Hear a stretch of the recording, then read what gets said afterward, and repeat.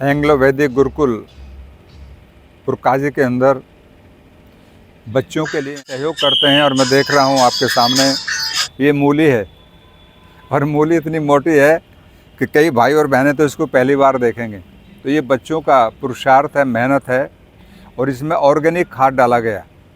ये फर्टिलाइज़र से युक्त नहीं है, इसलिए इसकी जो गुणवत्ता है वो कहीं अधिक है दूसरे मूलियों की अपेक्षा। तो इसलिए बच्चों को यहाँ पर टमाटर है, मूली है, शलजम है और गाजर है, तो कई प्रकार की चीज़ें यहाँ पर लगाई गई हैं जिससे बच्चों को अच्छा स्वास्थ्य मिले। सलाद के रूप में बच्चे इसका प्रयोग करें, तो ये चीज़ें बहुत ही हमारे लिए उपयोगी हैं।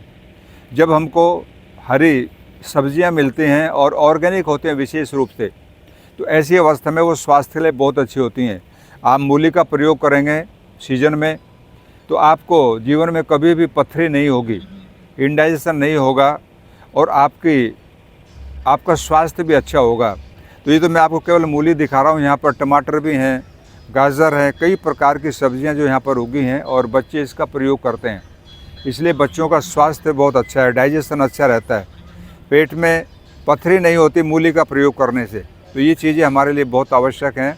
तो गुरुकुल की एक परंपरा है कि गुरुकुलों के अंदर हरी सब्जियों का ज़्यादा प्रयोग किया जाता है और गुरुकुलों में उगाई भी जाती हैं। तो ये एंग्लो वैदिक गुरुकुल के अंदर यहाँ पर बहुत ही सुंदर एक वातावरण, चारों तरफ हरे भरे वृक्ष, पास में बहती हुई गंगा की कैनाल, गंग नहर, तो ये बहुत ही प्यारा दृश्य है। तो मैं चाहूँगा बच्चों को यदि ऐसी सब्ज़ी मिलेगी तो निश्चित उनका स्वास्थ्य अच्छा होगा, और जब स्वास्थ्य अच्छा होगा तो पढ़ने में भी उनकी रुचि जगेगी और वो किसी भी चीज़ को ग्रहण करने में बहुत ही समर्थ होंगे।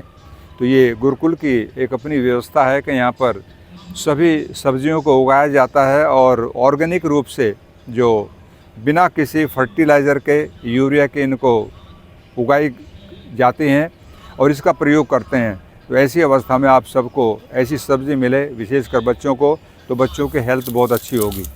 ओम।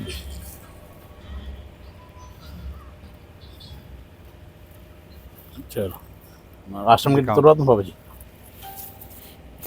हाँ देखिए, एक नहीं, जिसको भी उखाड़ेंगे आप, मूली नहीं मूला है तो ये अपने आप में बहुत ही एकदम हेल्दी मूली हैं, और ये बच्चों का पुरुषार्थ है। और गुरुकुल के अंदर सभी गुरुकुलों की एक विशेषता होती है कि वहाँ पर रहने वाला हर व्यक्ति कुछ ना कुछ पुरुषार्थ करता, मेहनत करता है, जिससे केवल शिक्षा नहीं, वो एग्रीकल्चर के बारे में भी जानता है, अपनी साग सब्जियों को उगाने की भी उसको सब कला आती है। तो हर कला में 16 कलाओं में निपुण होता है गुरुकुल का विद्यार्थी। इसीलिए प्राचीन काल से, चाहे गुरुकुल कांगड़ी की बात करें, गुरुकुल महाविद्यालय, या जितने भी हमारे गुरुकुल होते थे, सभी के अंदर ये चीज़ें होती थी। और इसीलिए हम जब देखते हैं तो आज़ादी के अंदर अधिकांश व्यक्ति गुरुकुल से पढ़ने वाले थे, जिन्होंने अंग्रेज़ों के दांत खट्टे किए और भारत को आज़ाद किया।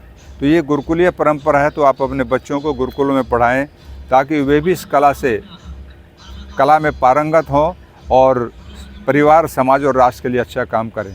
ओम।